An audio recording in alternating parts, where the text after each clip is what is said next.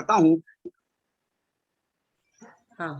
कि आप हम सबका जो मंगल जो हम सबका मंगल सादर प्रणाम स्वीकार करने की कृपा करें। और अब आपकी परोक्ष आज्ञा लेकर के मात्र मैं 10 मिनट में का उच्चारण करवाऊंगा। बीच में कोई बोले नहीं please, to this subject very carefully. और आपको एक पेज में एक गाथा लिखना है, कोई कंजूसी करना नहीं है।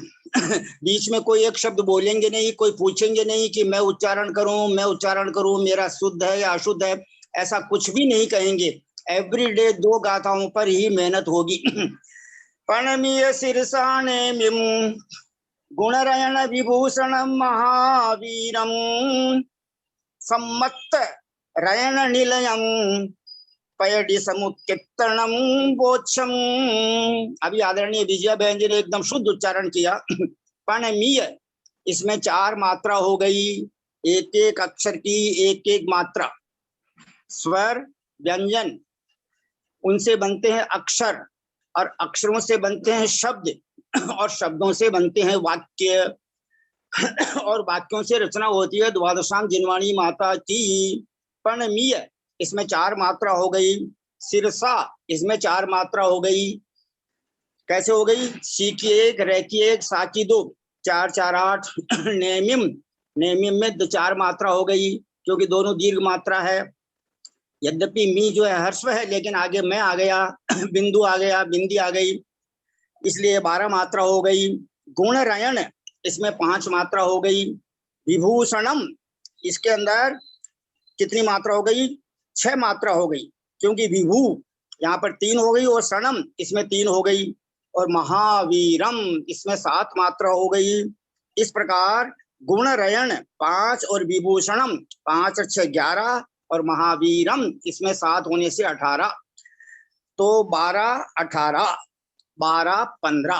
पहले चरण में 12 मात्रा, दूसरे चरण में 18 मात्रा, तीसरे चरण में 12 मात्रा। सम्मत, जो डबल में बोलेंगे, डबल तय बोलेंगे, उन्हीं का उच्चारण शुद्ध होगा। अगर सम्मत बोल दिया आपने तो मैं हर्ष रह गया। सम्मत, इसमें लिखा हुआ है। दूसरी बार आप गोमट सार अपन बोल देते हैं, इसमें तो लिखा है गोमट, गोम डबल में लिखा है। इसलिए प्लीज स्वाध्याय का वाचना सबसे पहला ही कदम है कि शुद्ध यानी रीडिंग होनी चाहिए। सम्मत, अब इसमें कितनी मात्रा हुई ध्यान देना। सम्मत डबल में आने से स दीर्घ हो गया, डबल तय आने से मैं दीर्घ हो गया, और तय जो है हर्ष रह गया। इस प्रकार 5 मात्रा हो गई सम्मत। और रयण, रयण में 3 मात्रा हो गई, 5 और 3 8। और निलयम, निलयम में 4 मात्रा हो गई, 8 और 4 12। तो 12 15 और 12। अब 18 कैसे होती है? पैडी, इसमें हो गई 3 मात्रा। समुत्कीर्तनम, अब मैं यहाँ पर दीर्घ हो गया, और कै भी दीर्घ हो गया, आगे डबल ते आने से और आगे नए आने से वो भी दीर्घ हो गया।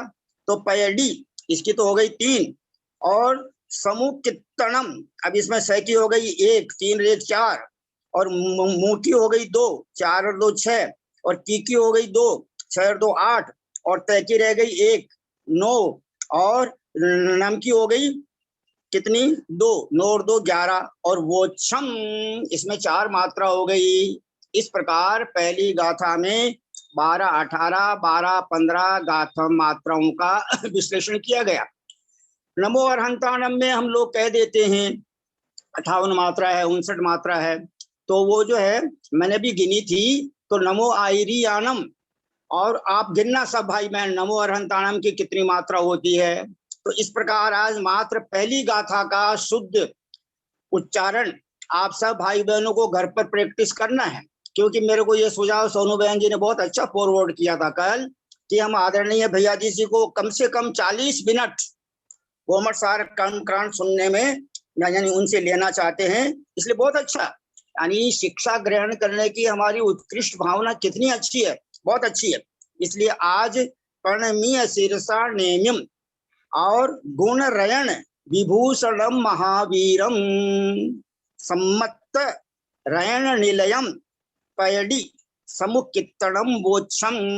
एक ही गाथा का उच्चारण होगा आज। मेरे मन में ऐसा आया था, आचार्य श्री अनेकांत सागर महाराज जो दिल्ली में विराजमान है, अभी जो भैया जी जिनके दर्शन करके आए थे, और आचार्य श्री विनम्र सागर महाराज हैं, एलक जी श्री क्षीर सागर महाराज हैं जो आचार्य रत्न विद्या सागर महाराज के शिष्य हैं, और आचार्य श्री विनम्र सागर महाराज आचार्य श्री गणाचार्य श्री विराट सागर महाराज के शिष्य हैं, और भी भारतवर्ष में अनेक शुद्ध उच्चारण करने वाले हैं।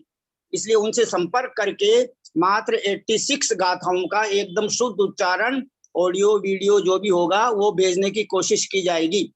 आप सब महानुभावों से ये निवेदन है कि इस गाथा को एक पेज में लिखना, ज्यादा कंजूसी मत करना। कंजूसी करना हो तो घर के खर्चों में करो, दान देने में कंजूसी नहीं करना, और पढ़ाई लिखाई में कंजूसी नहीं करना। एक पेज में एक गाथा को बड़े बड़े अक्षरों में लिखना है, पढ़ना, बोलना, लिखना। कल वो आदरणीय ललिता बहन जी साहब ने एक बहुत अच्छी बात कही मेरे को अपने ग्रुप में सभी को। कल तो मैं आ नहीं पाया क्योंकि जयपुर में इंटरनेट बंद था, क्योंकि राजस्थान में जो है 26 लाख परीक्षार्थियों की रीट की परीक्षा थी, इसलिए इंटरनेट बंद थी मॉर्निंग से लेकर इवनिंग तक। अतः उन्होंने एक बात बहुत अच्छी बोली कि हम इन शब्दों को अपने मुख से बार बार बोलें प्ररूपणा पढ़ाते समय। तो इसलिए बोलने से, सुनने से, पढ़ने से, लिखने से, रटने से विद्या की प्राप्ति होती है। इसलिए आज इस पहली गाथा को आप सब भाई बहन बड़े सुंदर अक्षरों में, स्वर्णाक्षरों में, गोल्ड की स्याही बनाना, क्या समझे और बहुत अच्छे अक्षरों में लिखना। इस गाथा को जो एकदम शुद्ध उच्चारण याद कर लेंगे वो ही आगे बढ़ना, नहीं तो मत बढ़ना। चाहे 1 महीना लग जाओ, चाहे 1 वर्ष लग जाओ, चाहे 1 दिन लग जाओ, क्योंकि एक गाथा शुद्ध हो गई तो सब कुछ हो गया। सम्यक प्राप्त हो जाता है अपने को सम्यक ज्ञान का बहुमान करने से भी, क्योंकि सम्यक ज्ञान का पहला अंग है शब्द शुद्धि। जैसे सम्यक दर्शन का पहला अंग है निशंकित, अगर पहला अंग नहीं है तो कुछ भी नहीं है। सम्यक ज्ञान के पहले अंग में हमारा कुछ भी प्रयास नहीं है तो आगे के अंग तो हो ही नहीं सकते प्राप्त। थे ज्ञान सागर गुरु मम प्राण प्यारे, थे पूज्य साधु गण से बुध मुख्य न्यारे, शास्त्रानुसार चलते मुझको जलाते, बंदो उन्हें विनय से सिर को झुकाते, बंदो उन्हें विनय से सिर को झुकाते, पूजो उन्हें विनय से सिर को झुकाते। हम सब परम आदरणीय ब्रह्मचारी भैया जी साहब से विनम्र प्रार्थना करते हैं कि आप अपनी मंगलवाणी प्रारंभ करने की कृपा करें। हम सब उनको सादर वंदना बाद में निवेदन करेंगे जब वो सरस्वती माता का उच्चारण मंगलाचरण का श्लोक पढ़ेंगे, और उसके बाद में अपने को आशीर्वाद मिलेगा। परम आदरणीय भैया जी साहब सादर वंदना। प्लीज आप अपनी मंगलवाणी द्वारा हमको मंगलाचरण, श्रुत भक्ति, आचार्य भक्ति सुनाने की कृपा करें। सादर वंदना भैया जी, सादर वंदना, सादर वंदना। पौर्वाणिक स्वाध्याय प्रतिष्ठायां पूर्वाचार्यानुक्रमेण सकल कर्मशार्थम भाव पूजा वंदना समेतम श्री श्रुत भक्ति कायोत्सर्गम करोमि।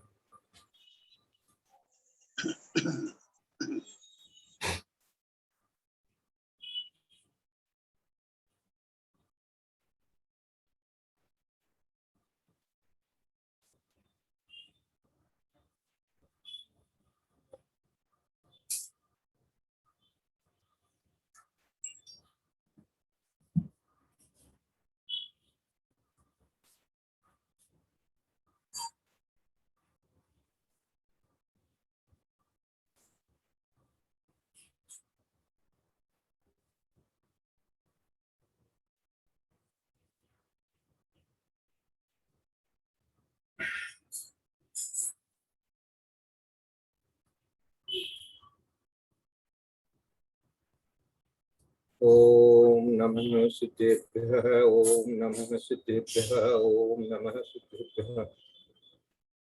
ओकारं बिंदु संयुक्तं नित्यं ध्यायन्ति योगिनः, कामदं मोक्षदं चैव ओंकाराय नमो नमः। अविरल शब्द घनोग प्रक्षालित सकल भूतल कलंका, मुनि विरूपा सिद्धीर्था सरस्वती हरतु दुरितम्। अज्ञानतिमिरान्धानां ज्ञानाञ्जनशलाकया चक्षुरुन्मीलितं येन तस्मै श्रीगुरुवे नमः। श्री परम गुरुवे नमः। परम्पराचार्य श्री गुरुभ्यो नमः। सकल कलुषमिन वंशकम श्रेष्ठम परिवर्तकम धर्म संबंधकम भव्य जीवन प्रतिबोधकारकम पुण्य प्रकाशकम पाप प्रणाशकम इदम शास्त्रम श्री गोमट्टसार कर्मकांड नाम है। इससे मूल ग्रंथ कर्ता श्री सर्वज्ञ देवा तदुत्तर ग्रंथ कर्ता श्री गंधर देवा प्रतिगंधर देवा तेषां वचनुसार महर्षि आचार्य नेमि चंद्र सिद्धांत चक्रवर्ती देवेन वृष्टम मंगलम भगवान वीरो मंगलम गौतमो गणी मंगलम कुंद कुंदाद्यो जैन धर्मोस्तु मंगलम सर्व मंगल मांगल्यम सर्व कल्याण कारकम प्रधानम सर्व धर्माणां जैनम जयतु साधनम सर्वे सुभूतारे सावधान प्रिया सुनवन्तु कोटिशतं द्वादशैव कोटि लक्षाणि शीतिस्त्रैधिकानि चैव पञ्चाशदष्टौ च सहस्रसङ्ख्यामेतच्युतं पञ्चपदं नमामि अर्हन्त भाष्यर्थं गणप्रदेवेहिं गन्त्यं सम्मं प्रणमामि भक्तियुक्तो सुगुणानन्दोगणिं शीर्षा इच्छामन्ते सुखभक्ति तावसुगोपौ तत्सालोच्यं अंगोवंग कर्ण पौदय पर्यमी खुद पड़माणि भोग पुवग्गय चूलिया देव सुसत्ते तुई दुक्कम्मानि स्याणिचकालम अप्यमी पूज्यमी वन्दामि नमस्कामि कहो कमको बोलाओ सुगैकलम समानम चिरगम संपत्ति हो विमद्धम तत्पूर्वाणि स्वाध्याय प्रतिष्ठायां पूर्वाचार्यानुक्रमेण सकल कर्म शार्थम भापूजा वंदना च समेतं श्री आचार्य भक्ति कायोत्सर्गं करोमि।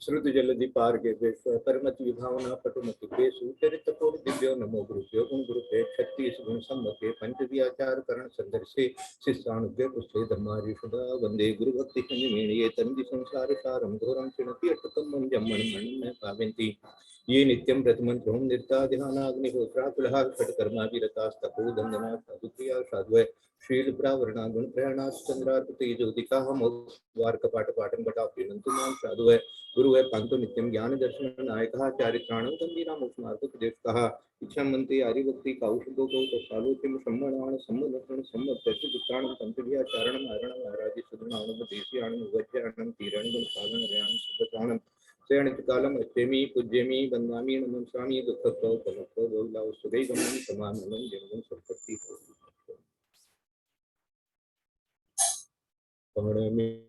शीर्षाणेमिं पुनरयण विभूषणं महावीरं सम्मत्तरयण निलयं पैडिसम्मुक्तिकणं गोत्रम्। बोले देवादिदेव महावीर भगवान की जय। बोले आचार्य कुंद कुंद स्वामी महाराज की जय। बोले आचार्य नेमी चंद्र सिद्धांत चक्रवर्ती गुरुदेव की जय। बोले आचार्य गुरुवर विद्यासागर महाराज की जय। बोले आचार्य गुरुवर वर्धमान सागर महाराज की जय। बोले आर्यका आदिमती माता जी की। सरस्वती नमस्तुभ्यं वरदे कामरूपिण विद्यारंभं करिष्यामि सिद्धिर्भवतु मे सदा। गुरुजादितां गुरुवाणी माता। जय बोलो परम पूज्य आचार्य रत्न आचार्य कल्प 108 श्री श्रुत सागर जी मुनि महाराज की जय। परम पूज्य मुनिवर 108 श्री अंतरात्मा सागर जी महाराज की जय। परम पूज्य मुनिवर 108 श्री सहिष्णु सागर जी महाराज जी, उनकी योग्यता को मैंने बहुत परखा है, मैं जानता हूँ क्योंकि गृहस्थ आश्रम में भी हमारा उनसे बहुत बार मिलन हुआ है। श्रीमान रतनलाल जी सेठी साहब, बिल्कुल उन्होंने पूरे जिनागम का साथ दिया था और जो आज वर्तमान में लोकांतिक देव हैं परम पूज्य मुनिवर 108 श्री सहिष्णु सागर जी महाराज की जय। परम पूज्य मुनिवर 108 श्री ज्ञानी ध्यानी तपस्वी सिद्धांत वेत्ता भैया वृत्तशील मुनिवर श्री प्रभव सागर जी महाराज की जय। भारत ढाई द्वीप में विराजमान समस्त आचार्य उपाध्याय साधु परमेष्ठी भगवंतों के श्री चरणारविंदों में हम सब भाई बहन बहुत ही विनय के साथ में सप्तम और षष्टम गुण स्थान प्राप्त करने के लिए उनके श्री चरणारविंदों में सिद्ध भक्ति, श्रुत भक्ति, योगी भक्ति पूर्वक और आचार्य भक्ति पूर्वक पुनः पुनः सादर नमोस्तु, सादर नमोस्तु, सादर नमोस्तु निवेदन करते हैं। परम पूज्य समस्त आर्यका माता जी के श्री चरण कमलों में सादर बंदामी, सादर बंदामी, सादर बंदामी। परम पूज्य समस्त एलक जी महाराज, समस्त छुल्लक जी महाराज, समस्त छिल्लिका जी माता जी के श्री चरण कमलों में सादर इच्छामी, सादर इच्छामी, सादर इच्छामी। समस्त भैया जी, समस्त दीदी जी के श्री चरण कमलों में सादर वंदना, सादर वंदना, सादर वंदना। उदासीन आश्रम श्री पारसनाथ में विराजमान बाल ब्रह्मचारी, प्रकांड विद्वान ब्रह्मचारी भैया जी श्री पंकज जी जैन के श्री चरण कमलों में सादर वंदना, सादर वंदना, सादर वंदना। इस ग्रुप में विराजमान हमारे सभी संरक्षक महोदय ध्यान में तप में उम्र में सब में वृद्ध हो गए हैं। परम आदरणीय जय जयंतलाल जी काका जी साहब शाह मलाड ईस्ट मुंबई निवासी, परम आदरणीय काका जी साहब श्री रतनलाल जी कोठारी टोंगिया साहब जयपुर निवासी, परम आदरणीय बाबूजी साहब श्री पारसमल जी पाटनी और परम आदरणीय बाबूजी श्रीमान शंभूलाल जी जैन साहब बेंगलोर निवासी, परम आदरणीय बाबूजी श्री नेमीचंद जी साहब जैन जयपुर निवासी, और भी हमारे जो महिला वर्ग में हमारी जो अम्माएं हैं उन सबके परम आदरणीय उमराव देवी जी, परम आदरणीय उषा देवी जी और सबके परम आदरणीय तारा देवी जी श्रावकी, सबके श्री चरण कमलों में हम सब भाई बहन हाथ जोड़कर बहुत ही रेस्पेक्ट के साथ में, क्योंकि उन्होंने तजुर्बा लिया है जीवन का, बहुत ज्यादा तजुर्बा लिया है, उनको सब प्रकार के अनुभव है, इसलिए उनके गुणों की प्राप्ति के लिए हम सब उनके श्री चरणारविंदों में सादर पावा ढोक, सादर प्रणाम, सादर चरण स्पर्श, सादर जय जिनेन्द्र निवेदन करके और हम सब भाई बहन हाथ जोड़कर सिर झुकाकर बहुत ही विनय के साथ में भैया जी के श्री चरण कमलों में सादर वंदना, सादर वंदना, सादर वंदना का वंदना शब्द का 3 बार करेंगे प्लीज। सादर वंदना, सादर वंदना, सादर जय सादर वंदना भाई साहब, सादर वंदना, सादर वंदना सभी बड़ों प्रणाम, सादर प्रणाम सभी को जय जिनेंद्र, बड़ों को प्रणाम।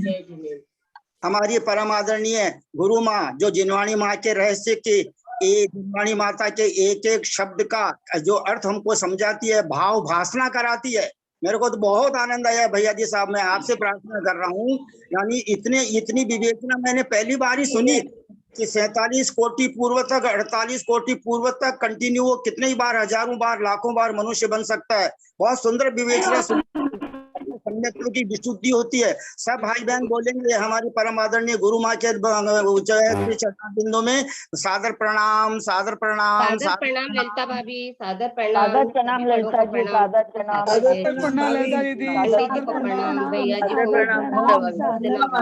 सादर प्रणाम सभी बड़ों से सादर प्रणाम, ललिता जी को सादर प्रणाम, सादर पावाड़ो, सादर चरण स्पर्श ललिता दीदी। अब आप जो है सब मनु के वंदना वंदना वंदना। पंडित जी साहब सादर प्रणाम। पंडित जी साहब इतनी फॉर्मेलिटी मत कराइए, समय ये होता है, भाई साहब को करने दीजिए, मेरे लिए मत करवाया कीजिए प्लीज प्लीज। पंडित जी साहब समय की बर्बादी होती है। अब हम सब भाई बहन हाथ जोड़कर बहुत खुश होते हुए और सम्यक दर्शन, सम्यक ज्ञान, सम्यक चारित्र की विशुद्धि के लिए आशीर्वाद की प्रतीक्षा करते हुए भैया जी साहब से विनम्र प्रार्थना करते हैं कि भैया जी माँ की सब गलतियां ने माफ करता हुआ और मानव मंगल आशीर्वाद प्रदान करवा की कृपा करो, घणों घणों आशीर्वाद प्रदान करवा की कृपा करो प्लीज भैया जी साहब, रिक्वेस्ट। सबके लिए बहुत बहुत आशीर्वाद है। प्रसन्न चित रहिए, प्रसन्न चित रहिए, आनंदित रहिए, सबके लिए बहुत बहुत आनंदित का आशीर्वाद है। और पापम क्षयतु, दर्शन विशुद्धिर्भवतु, क्षाय क्षम्यत्व भवतु, धर्म वृद्धिर्भवतु। सबके लिए बहुत बहुत प्रसन्नता का विषय है। आनंदित रहिए, आनंदित रहिए, आनंदित रहिए, खूब उत्साह के साथ में और स्वाध्याय करिए। स्वयं का अध्ययन ही स्वाध्याय है। कर्म सिद्धांत की बात हो रही है और कर्म के माध्यम से विचार कर रहे हैं कि ये कर्म जो है इसको हम 4 प्रकार से समझ रहे हैं, नाम, स्थापना, द्रव्य और भाव। इन चारों प्रकार से कर्म को समझ रहे हैं। नाम की अपेक्षा से अपन ने जो नाम रखा है, नाम के बारे में सब जानते हैं कि किसी में वो गुण हो चाहे नहीं हो, फिर भी नाम रख लेते हैं, इसलिए वो नाम विक्षेप कहलाता है। और स्थापना भी कर लेते हैं, वो है या नहीं है, फिर भी उसकी स्थापना तदाकार या अदाकार रूप से कर लेते हैं। ये स्थापना निक्षेप होता है। और फिर द्रव्य निक्षेप की अपेक्षा से यहाँ चिंतन चल रहा है कि द्रव्य की अपेक्षा से यहाँ पर कर्म के बारे में क्या चिंतन करें। तो द्रव्य की अपेक्षा से यहाँ पर चिंतन करते करते अपने पास में 54, 55, 56, 57 इस प्रकार की ये गाथाएं आएगी। तो पंडित जी साहब, आपसे भी नम्र निवेदन है कि आप कृपया शुद्ध उच्चारण 54 से ही शुरू करें। 54, 55, 56, 57 4 गाथा का कम से कम आप उच्चारण करें तो सबको समझ में भी आवे। फिर उसके बाद में मात्रा की बात तो जो है वो अलग क्लास में अपन करेंगे, लेकिन यहाँ कम से कम शुद्ध उच्चारण सबके स्रोत इंद्रिय का कम से कम अनुभव आवे। क्योंकि इंद्रियों से ही जीव जो है वो अभी समय अपने आप को जान पाता है, मन से अपने आप को जान पाता है। इसलिए आत्मा को जानने के लिए जो अनात्मा है उसको भी जानना, आत्मा को भी जानना, अनात्मा को भी जानना है। जो राग को जानेगा वही वीतराग को जानेगा। इस प्रकार से कहते हुए अपन कर्म के बारे में आज जानने की कोशिश कर रहे हैं। पंडित साहब कृपया 54, 55, 56, 57 का आप बहुत मंगल आशीर्वाद आपके लिए है, शुद्ध उच्चारण करने की कृपा करें। परम आदरणीय भैया जी की आज्ञा अनुसार मंगलाचरण तो हमने पढ़ ही दिया था। आज इन 4 गाथाओं का आपकी आज्ञा के अनुसार उच्चारण कर रहा हूँ। प्लीज सभी भाई बहन ध्यान देने की कोशिश करें, कहाँ रुकना है, कहाँ ह्रस्व अक्षर है, कहाँ दीर्घ अक्षर है, कैसे उच्चारण करना है प्लीज। तव्ये कम्मं दुविहम् आगमनो आगमन्ति तप्पडमम् कम्मागम परिजानुग कम्मागम परिजानुग जीवो उवजोग परिहीणो। तो आप उच्चारण करना भैया जी, मेरे पास उपलब्ध नहीं है। जानुग शरीर भवियम तव्वदिरिक्तं तु घोदिजं विदियं तत्थ शरीरं तिविहं तियकाल गयन्ति दो सुगमा। 56 नंबर। ऊदं तु चुदं चैदं चदन्ति तेधा चुदं सपाकेण पडिदं कदलीघाद परित्यागेणुनयं घोदी। पडिदं कदलीघाद परित्यागेणुनयं घोदी। इसबेयन रक्त खय गहन संकिले से ही उत्साहाराणम निरोहदो छिज्जदे आवू। 54, 56, 57 4 गाथाओं का उच्चारण भैया जी की आज्ञा के अनुसार किया गया है। भैया जी कमलों में सादर वंदना, सादर वंदना, सादर वंदना। प्लीज आप संस्कृत का उच्चारण करेंगे तो अच्छा रहेगा। कर सकते हैं, कोई बात नहीं है। 54 से शुरू कर लेते हैं, एक एक करके करेंगे, एक एक करके समझते भी जाएंगे। तप्पे कर्म द्विविधो मागमनो आगमिति तत्प्रथमं कर्मागम परिज्ञायको जीव उपयोग परिहीनः। ये कहा है 54वीं गाथा में, जिसको अपन ने पढ़ लिया था कि अब ये जो आगे चार्ट दिया हुआ ना 2 पेज के बाद में, ये पेज नंबर 40 पर ये जो चार्ट दिया हुआ है, आप चार्ट को निकाल लीजिए सोनू दीदी, तो इससे हम आपको समझाना चाहेंगे। आगे एक चार्ट दिया है 40 नंबर पेज पर। अब यहाँ पहले अच्छे अपन ने बात कर ली थी द्रव्य निक्षेप के बारे में कि द्रव्य निक्षेप को हम 2 प्रकार से समझेंगे। एक आगम द्रव्य कर्म कहलाता है और एक नो आगम द्रव्य कर्म कहलाता है। बहुत अच्छा है, देखो निक्षेप बस यहीं तक रखिए। हाँ, तो अपने नाम, स्थापना, द्रव्य और भाव, ये 4 में से नाम के लिए तो कोई भेद नहीं है। स्थापना में अपन ने कह दिया था तदाकार और अतदाकार, ये बात भी समझ में आ गई थी। अब द्रव्य की अपेक्षा से एक आगम द्रव्य कह रहे हैं, एक नो आगम द्रव्य कर्म। नो आगम द्रव्य कर्म और आगम द्रव्य कर्म इस प्रकार से कह रहे हैं। आगम द्रव्य कर्म के लिए बता दिया गया था कि जो कर्म रूप शास्त्र को जानने वाला तो है, किंतु वर्तमान में उस शास्त्र में उपयोग नहीं रखता है। जो कर्म रूप शास्त्र को जानने वाला तो है, हम लोग सब जानने वाले हो गए, समझ लीजिए कर्म रूप शास्त्र को जानने वाले हम लोग हो गए हैं, और लेकिन सब समय उसको उपयोग में वैसा ज्ञान नहीं रहता है। तो उपयोग, ज्ञान ही उपयोग है। तो उपयोग में जैसे इस समय तो अपन चर्चा कर रहे हैं या मन ही मन में मान लीजिए मनन कर रहे हैं, तो उस समय तो वो क्या हो जाएगा, उस समय तो जो आगे परिभाषा दी गई है उसमें देखना, आगे के पेज में मिलेगा आपको, शरीर सहित जीव कर्म स्वरूप का वर्तमान में ज्ञाता है, वह वर्तमान शरीर है। क्योंकि जो नो आगम शरीर, नो आगम द्रव्य कर्म है, उसके 3 भेद बनाएंगे। वर्तमान में भी हो सकता है, भूत में भी हो सकता है, और भावी भी हो सकता है। तो इस प्रकार से ये तो इसका उपयोग के बारे में हुआ। तो अब पहले तो जो उपयोग में अभी नहीं है उसके बारे में बात हो रही है, तो उसका नाम हो जाएगा आगम द्रव्य कर्म। पहला भेद आगम द्रव्य कर्म, ये आगम द्रव्य कर्म हो गया। द्रव्य की अपेक्षा से, अब द्रव्य की अपेक्षा से कैसे समझाया जा रहा है कि जो कर्म द्रव्य है उसी की बात हो रही है। तो कर्म द्रव्य कहां पर है जी? कर्म द्रव्य तो आत्मा में ही तो है। तो आत्मा में है तो आत्मा जिस समय उस कर्म रूप ज्ञान को उपयोग में ले रखा है, ध्यान से सुन लेना इन शब्दों को, जिस समय उन कर्म रूप ज्ञान को उपयोग में ले रखा है उस समय तो वह नो आगम द्रव्य हो जाएगा।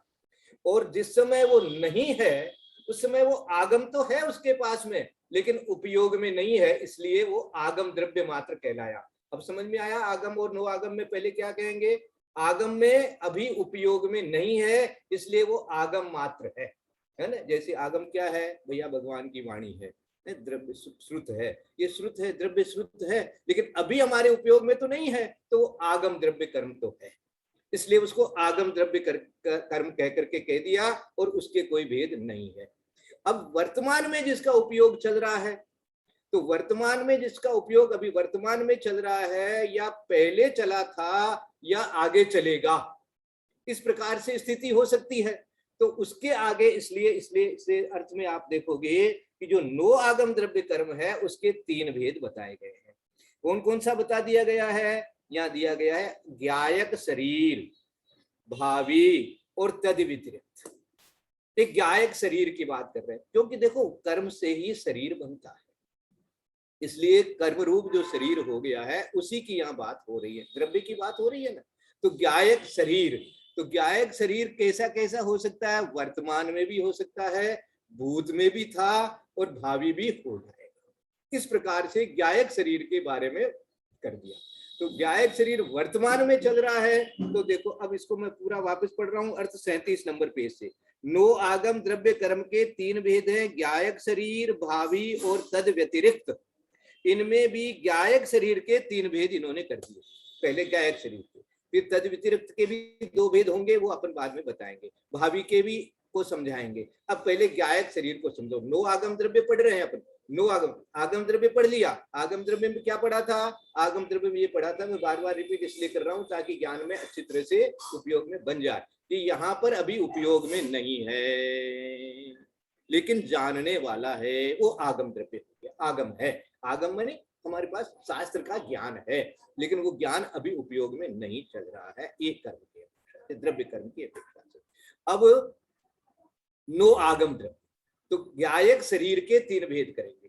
ज्ञायक शरीर मानी जिस शरीर के माध्यम से, जिस कर्मों के माध्यम से वो जान रहा है उस कर्म सिद्धांत को, उस कर्म रूप शास्त्र को जानने वाला, ऐसे दिया।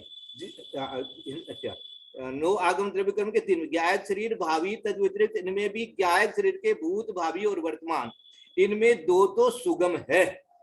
कर्म स्वरूप को जानने वाले जीव का शरीर ज्ञायक शरीर नो आगम द्रव्य कर्म है। फिर से पढ़ता हूं, कर्म स्वरूप को जानने वाले जीव का शरीर, कर्म स्वरूप को जानने वाले जीव का शरीर ज्ञायक शरीर नो आगम द्रव्य कर्म है। क्योंकि शरीर किससे बना है? कर्मों से बना है, और यहाँ कर्म की ही बात चल रही है, इसलिए वो ज्ञायक शरीर है। तो ज्ञायक शरीर नो आगम द्रव्य कर्म है। नो आगम के भेद कर रहे हैं और ज्ञायक पहला भेद उसमें आ गया।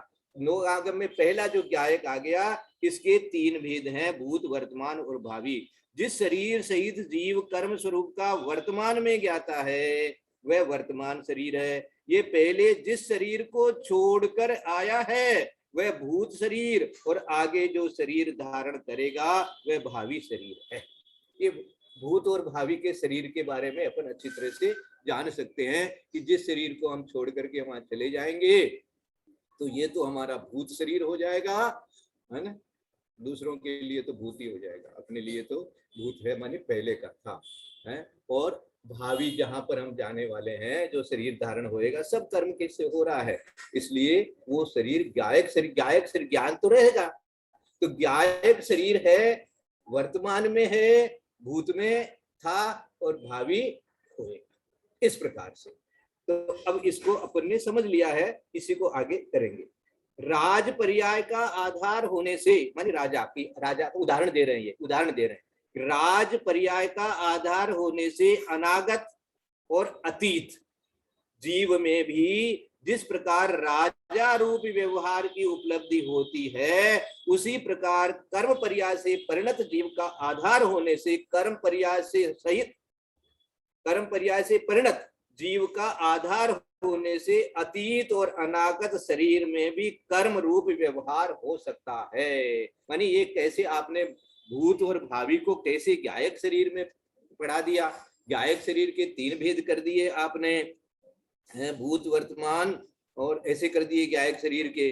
तो कह रहे हैं वर्तमान की तो बात समझ में आती है, ज्ञायक शरीर है, तो भूत में भी वो ज्ञायक शरीर कह रहे हो और भविष्य में भी, मानी भावी को भी आप ज्ञायक शरीर कह रहे हो। तो कैसे कह रहे हैं, उदाहरण के लिए कह दिया कि भैया जो राज पर्याय का आधार होने से, मानी जैसे राजा का देह मशान हो जाए तो किसका कर रहे हैं आप, राजा का संस्कार कर रहे हैं, ऐसे ही बोले जाएगा वो राजा। इसी तरह से जो अभी राजा बना नहीं है, बनेगा, उसको लिए भी बोलते हैं हाँ ये राजा जी है, राजा जी है, राजा। इस प्रकार से तो राज पर्याय का आधार होने से अनागत और अतीत जीव में भी जिस प्रकार राजा रूप व्यवहार की उपलब्धि होती है, ये जीव की बात हो गई, उसी प्रकार कर्म पर्याय से परिणत जीव का आधार होने से अतीत और अनागत शरीर में भी कर्म रूप व्यवहार हो सकता है। ये इसका विशेष देखना है तो नीचे लिखा है कि धवला आदि में देखो। इसको हम यहीं पर पढ़ करके आगे चलते हैं 56वें गाथा में।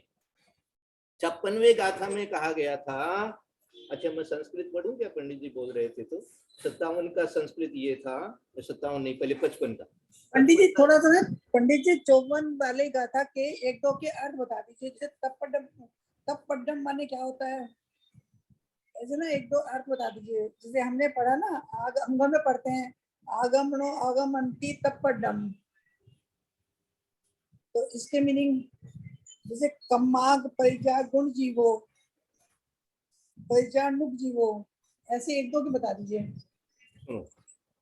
द्रव्य मानी द्रव्य, कम्म मानी कर्म, दुविहम मानी 2 प्रकार का, आगम नो आगम मंती तत्पडमम। अब प्रथम वाले के भेद आगे कहे जाएंगे, तो इसलिए तत्पडमम मानी जो आगे पहला, द्रव्य मानी द्रव्य, कर्म मानी कर्म, दुविहम मानी 2 प्रकार, आगम नो आगम। समझ में आ गया? तो देखो नीचे हिंदी भी देख लो, द्रव्य निक्षेप कर्म के आगम द्रव्य कर्म और नो आगम द्रव्य कर्म की अपेक्षा दुविहम 2 भेद हैं। आ गया समझ में? जो तप्पड्डम माने क्या होगा? तप्पड्डम, हाँ प्रथमम पहला, अच्छा पहला आगम। तो जो कर्म रूप शास्त्र को जानने वाला तो है, कम्मा गम परिजानुग जीवो उपयोग परिहीनो, उपयोग में नहीं है, परिहीन है माने उपयोग में नहीं है। समझ गए?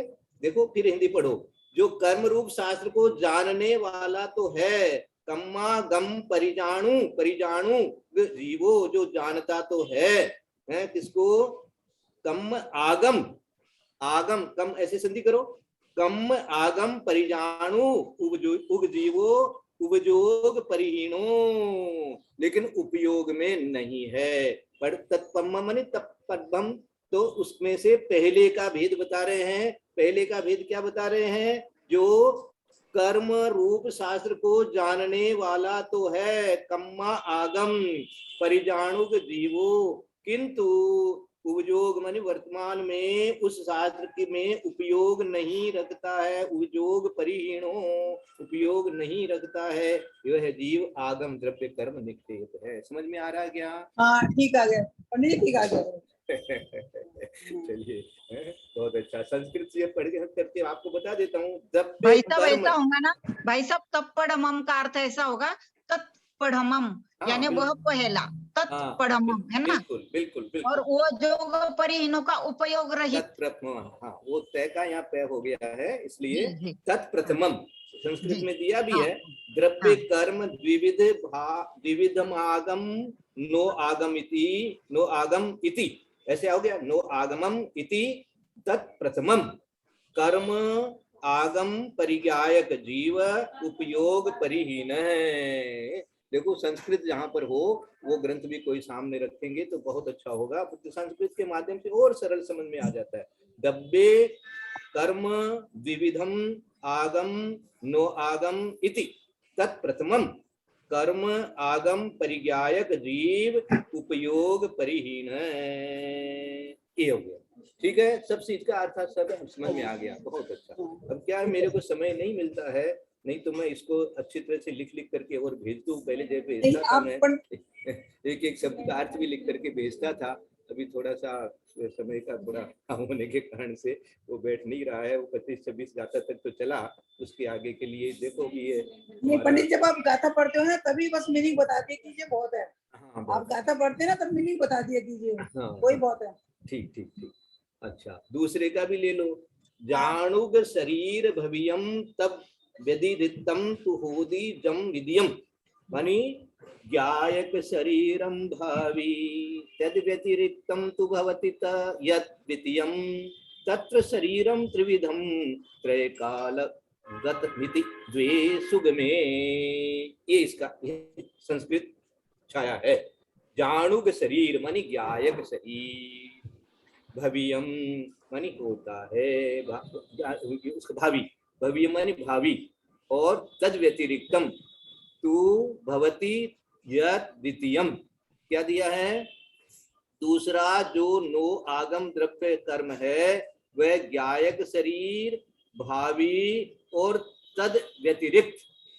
क्या क्या हो गए इसमें, ज्ञायक शरीर के भेद बता रहे हैं क्या, भावी तद व्यतिरिक्तम, पहले ज्ञायक शरीर, ज्ञायक शरीरम पहले एक भेद ये हो गया, भावी दूसरा भेद हो गया, तद व्यतिरिक्तम ज्ञायक शरीर के भेद हो ना, ज्ञायक शरीर भावी तद व्यतिरिक्तम, ये के भेद से 3 प्रकार का है। तद द्वितीयम, द्वितीयम मानी नो आगम, नो आगम द्रव्य कर्म, द्वितीयम दिया, नो विधियम दिया, विधियम मानी द्वितीयम होता है। क्या होता है, ओदी मानी होता है, क्या होता है, तत् शरीरम तिविहम तीय कालगम यंती दो सुगमा, तत्र शरीरम त्रिविधम, शरीर 3 प्रकार के हो रहे हैं, त्रय काल गतम इति द्वे सुगमे, 2 तो सुगम है और 1 को बता रहे हैं। क्या आपको बता रहे हैं, अभी अपन ने हिंदी में पढ़ा था, नो आगम द्रव्य कर्म, ज्ञायक शरीर नो आगम द्रव्य कर्म, इसके 3 भेद, भूत वर्तमान और भावी। जिस शरीर सहित जीव कर्म स्वरूप का वर्तमान में ज्ञाता है वह वर्तमान शरीर है। ये पहले जिस शरीर को छोड़कर आया है वह भूत शरीर, और आगे जो शरीर धारण करेगा वह भावी शरीर है। इनमें 2 तो सरल है, 2 तो सुगम है, यानी ज्ञायक शरीर और भावी ये 2 तो सुगम है, और जो तद व्यतिरिक्त है उसके बारे में थोड़ा सा विशेष करके आगे और बताया जाएगा। तो अपने को पढ़ना है। कितना समय हो गया, समय 40 करीब आ गया, कोई बात नहीं। वंदना, हाँ तद व्यतिरिक्त का मीनिंग क्या होगा? हाँ, आगे आएगा ना। अच्छा, हाँ आगे आएगा, इसकी पूरी गाथा आएगी, है ना। पूरी गाथा आएगी, तो उसके अंदर में तद व्यतिरिक्त की जो परिभाषा है, क्या क्या को जो छोड़ करके जा रहा है, इसी के अंदर में आपको समझाया जाएगा कि आप किस शरीर को छोड़ करके आए हैं, है ना। तो और कैसे छोड़ के जा रहे हैं ये बताया जाएगा, है ना। कदली घात का वर्णन इसमें आएगा कि कदली घात करके जा रहे हैं कि संन्यास लेकर के जा रहे हैं कि ऐसे ही जा रहे हैं, ये सारा वर्णन जो है आपको आगे में मिलने वाला है। हाँ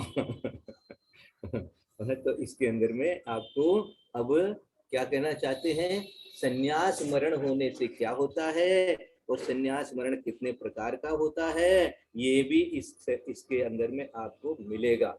क्योंकि यह यहाँ द्रव्य कर्म की द्रव्य निक्षेप की अपेक्षा से कथन चल रहा है, और द्रव्य जो है वो कर्म का क्या काम हो रहा है, शरीर को कैसे छोड़ के जा रहे हो। त्यक्त शरीर माने आप छोड़ के जा रहे हो कि छूट रहा है। थोड़ा सा मैं इस विषय को अध्यात्म की ओर ले जाता हूँ, ये तो अपन पढ़ ही लेंगे, कोई बात नहीं। आगे कदली घात का वर्णन आ रहा है, तो कदली घात क्या होता है वो भी आपको बताया जाएगा, और कदली घात किसका हुआ किसका नहीं हुआ, प्रथमान योग के कुछ उदाहरण हैं, उसका भी नीचे वर्णन दिया गया है, उससे भी आपको समझ में आएगा। लेकिन यहाँ पर मैं इतना ही कहूंगा कि ये शरीर त्यक्त है, आप छोड़ के जा रहे हो। देखो आज से ये लेसन भी साथ में रखना, कर्म सिद्धांत तो पढ़ ही रहे हैं कि मैं इस शरीर को छोड़ रहा हूं, क्या समझे। जो चारों प्रकार के आहार का त्याग करके संन्यास मरण करते हैं, सोचो, तो उनके भेद आगे आएंगे, अपन पढ़ेंगे। तो इसका मतलब क्या, देखो आप यदि भोजन नहीं लोगे, पानी नहीं पियोगे, तो अर्थ क्या हुआ, आपको तो जाना ही, आपका शरीर तो रह नहीं सकता। इसका मतलब आप शरीर को छोड़ रहे हैं। क्यों छोड़ रहे हैं, क्योंकि अब यह मेरा काम नहीं कर रहा है ना। जैसे गुरुदेव कहा करते हैं, इसको नौकर के जैसे समझो। जब नौकर काम नहीं करता है तो उसको तिलक करके विदा कर देते हैं कि भैया आप आराम से घर में बैठो। इसी प्रकार से शरीर को हम कह देते हैं कि भैया अब आप खड़े नहीं रह सकते, मुझे खड़े होकर के आहार नहीं दे सकते, तो मैं क्या करूं, आप तो आराम से अब लेटे रहो या आसन लगा के बैठ जाओ, और मुझे अब कुछ न खाना है न पीना है। आप जब तक हो मेरा कर्म रहेगा, औदारिक शरीर नाम कर्म रहेगा, तब तक आप यहाँ हो। उसके बाद मैं तो जहां जाना होगा वहां चला ही जाऊंगा, आप यहाँ बैठे। ये त्यक्त शरीर कहलाता है, इसको त्यक्त कहते हैं। ये त्याग की भावना ही संन्यास मरण कहलाता है। ये बात मैंने आपको आज थोड़ा सा बैकग्राउंड दे दी। इसके बाद में जब अपन भेद पढ़ेंगे इसके संन्यास मरण के, तो और इस पर थोड़ा थोड़ा चिंतन अच्छे से करेंगे। और ये कदली घात के बारे में आगे आएगा कि कदली घात अपने यहाँ होता है, लेकिन जैसे श्रेणिक महाराज का आगे उदाहरण आया है कि श्रेणिक महाराज का कदली घात मरण नहीं हुआ था, क्योंकि उनके नरकायु तो बंध गया था। ठीक है, पहले बंध गया था, तो पहले सम्यक दर्शन नहीं था, उस समय उनके नरकायु का बंध हुआ था। तो सम्यक दर्शन होने के बाद में नरकायु का बंध नहीं होता है। और उनका कदली घात मरण भी सम्यक दृष्टि का नहीं होता है, ऐसा नियम है। तो उनका भी कदली घात नहीं हुआ है, ऐसा नीचे 3 नंबर में आपको पढ़ने को मिलेगा, 37 नंबर पेज पर। उसको अच्छी तरह से पढ़िएगा, ये भी आपको आज के ज्ञान में ले लेना है। और फिर निवेदन ये है कि जो भी अभी पढ़ाया जा रहा है उसको 2 बार 3 बार, आपके पास ग्रंथ है उसको रिवाइज कर लीजिए, तो आगे की चीजें जो है थोड़ी थोड़ी और समझ में आ जाएगी। हम लोग बहुत धीरे धीरे चल रहे हैं, लेकिन कोई बात नहीं है, धीरे धीरे भी सब काम अपना जो है शुभ ही शुभ होगा। के लिए बहुत बहुत मंगल आशीर्वाद है। यदर्थमात्रा दिवाके प्रमादादि किंचनोक्तं तन्मे क्षमित्वा विदधातु देवी सरस्वती केवलबोधलब्धिं बोधि समाधि परिणाम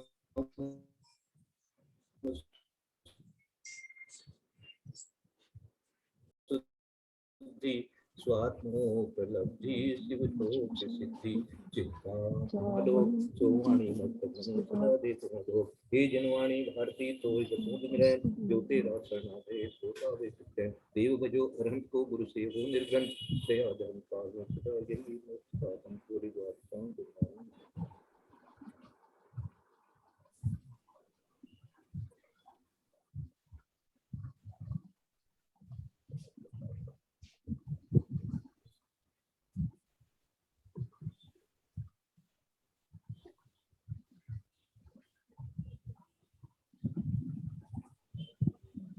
वंदना भाई साहब, प्रणाम पंडित जी, प्रणाम ललिता जी, सभी बड़ों को प्रणाम, सभी से जय जिनेन्द्र। वंदना भाई साहब, वंदना पंडित जी, प्रणाम ललिता भाभी, प्रणाम कुसुम भाभी, सभी बड़ों को सादर प्रणाम, सबको जय जिनेन्द्र।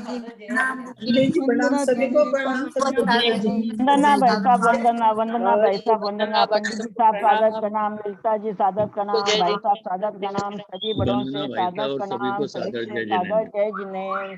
चार्ट में आपको तद व्यतिरिक्त के कर्म और नो कर्म भेद भी मिलेंगे, है ना। तद व्यतिरिक्त की जो परिभाषा है आगे जाकर के आपको मिलेगी 64 नंबर और 65 नंबर, ये सब गाथाओं में मिलेगी। और चार्ट में देखिएगा तद व्यतिरिक्त का कर्म और नो कर्म ये दो भेद करके किया हुआ है। इसको हम आगे जाकर के समझाएंगे। सोनू जी, आप कल की रिकॉर्डिंग भेजी थी क्या? गवर्नमेंट कार की नहीं भेजी ना? कल की? हाँ, कल की तो रिकॉर्डिंग ही नहीं हुई थी। कल मैं बेलगछिया मंदिर चली गई थी। कल हम एब्सेंट थे, हम सोचे